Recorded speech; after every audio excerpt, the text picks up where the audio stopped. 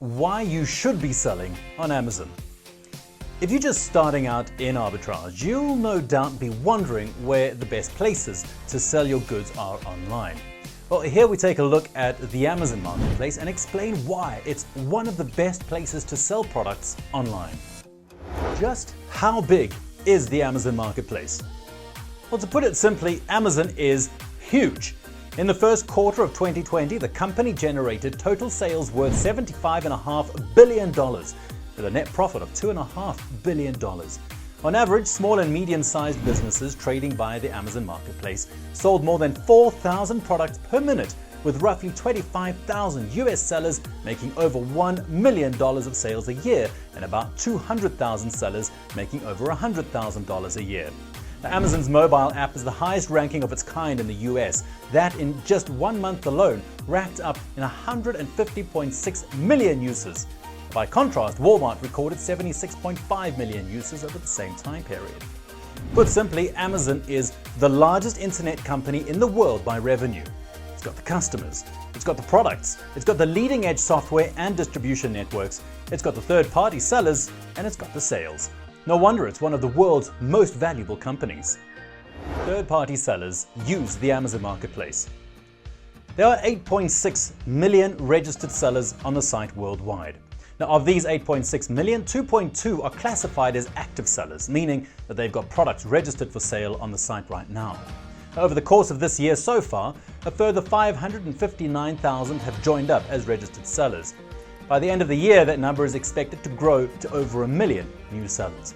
Now, every year, an astonishing 1 billion products are ordered from third-party sellers on Amazon, making it by far the biggest marketplace for third-party sales in the world. That's all the heavy lifting for you. For beginners new to online arbitrage, Amazon offers an easy route into sales because it takes a lot of the hassle out of selling thanks to its generous Fulfilled by Amazon or FBA service.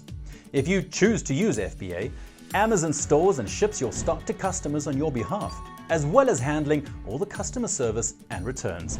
Even better for those just starting out, FBA costs relatively little, charging you a small monthly storage fee, plus sales and additional charges if you keep below 40 sales per month limit or below 35 if you're in the UK.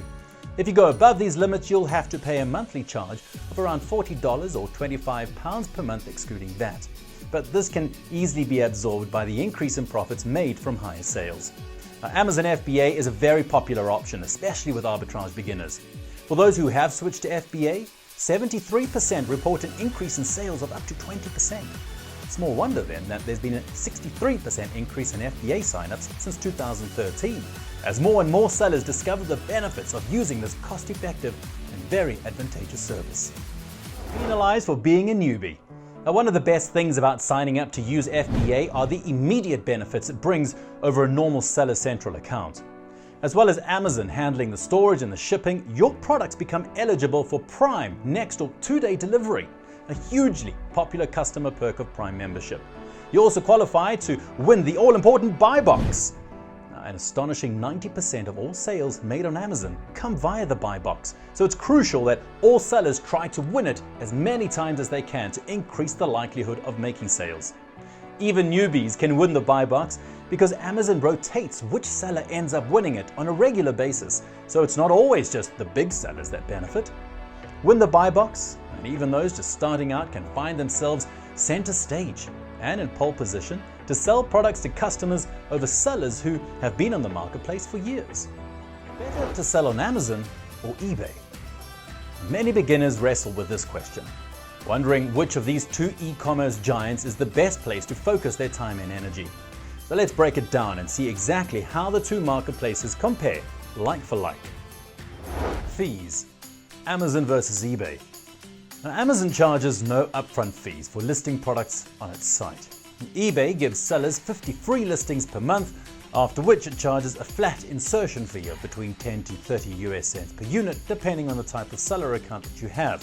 Starter, basic, premium, anchor or enterprise.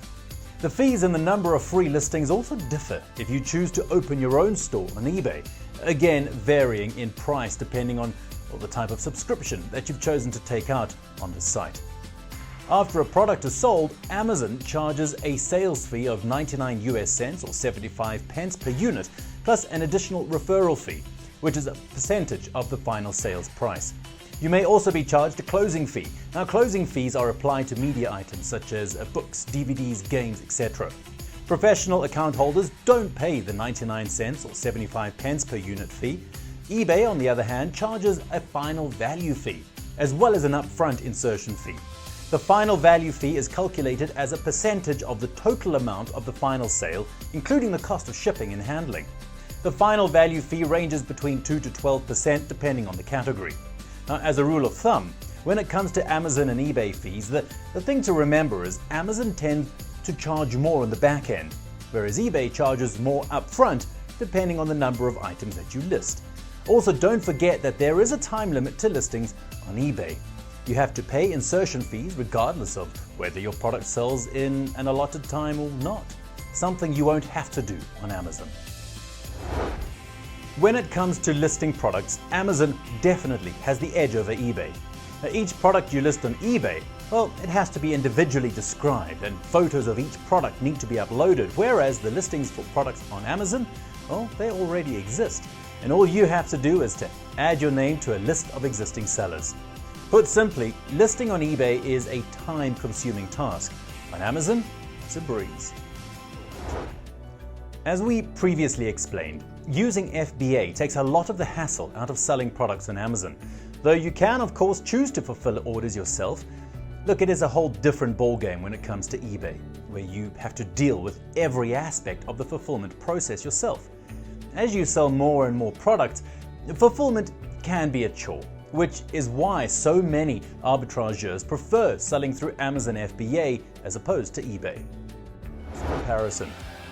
When it comes to price, Amazon again edges out eBay because products tend to sell for a higher price. So why do so many more customers buy from Amazon when they may well find the same products cheaper on eBay? Well, quite simply, it's a matter of convenience. A lot of customers have got better things to do than waste their time trawling through individually listed products to find the best price, instead preferring the speed and convenience of the buy box. Yes, they may pay a little more, but most won't even consider looking at eBay as an alternative. So this price difference really doesn't matter. It matters to you, of course, because, well, you'll be making more profit. This is one category where eBay looks to have the edge over Amazon, or so it may seem. On eBay, you're only competing with other third-party sellers, whereas on Amazon, you're also competing with Amazon itself, which sells its own products through its marketplace in direct competition with third parties. So it's a no-brainer, right? Well, not really. As we've explained, if you're an FBA seller, your products are treated as customer-trusted Amazon products and are just as likely to win the buy box. Amazon basically gives you an advantage over itself, which is rather nice of it. Plus, you're eligible for Prime as an FBA seller. This means that your goods are delivered to customers much faster than those bought on eBay. And that is exactly what a lot of customers are looking for these days. After all, who wants to wait around for days or sometimes even weeks for something to arrive when, well, you can receive a Prime order a mere 24 hours after buying it? Service. Finally, there is customer service. If you're selling on eBay, you'll be dealing with customers yourself. That means that you'll be handling the complaints. You'll be dealing with customers trying to haggle your prices down, and you'll have to cope with frequent demands for updates on delivery times. On Amazon, as long as you deliver the goods promptly and they arrive as you've described, you usually won't hear much from customers, only really having to engage when it comes to reviews. And if you choose to use FBA, you won't have to deal with customers at all, because Amazon handles not only customer service, but also the returns process. Dealing with customers, it can be time consuming. And that's the time that you could be using sourcing and selling products for a profit. In conclusion, there are many reasons why you should be selling on Amazon. Listing products is free. The fees that the company charges are relatively low. You'll reach a huge pool of potential customers. There's ample opportunity to win the buy box, and if you plan to use FBA, well, a whole lot of the hassle of selling online is taken out of your hands. If you're just starting out in online arbitrage, selling on Amazon's mighty marketplace really is a no-brainer.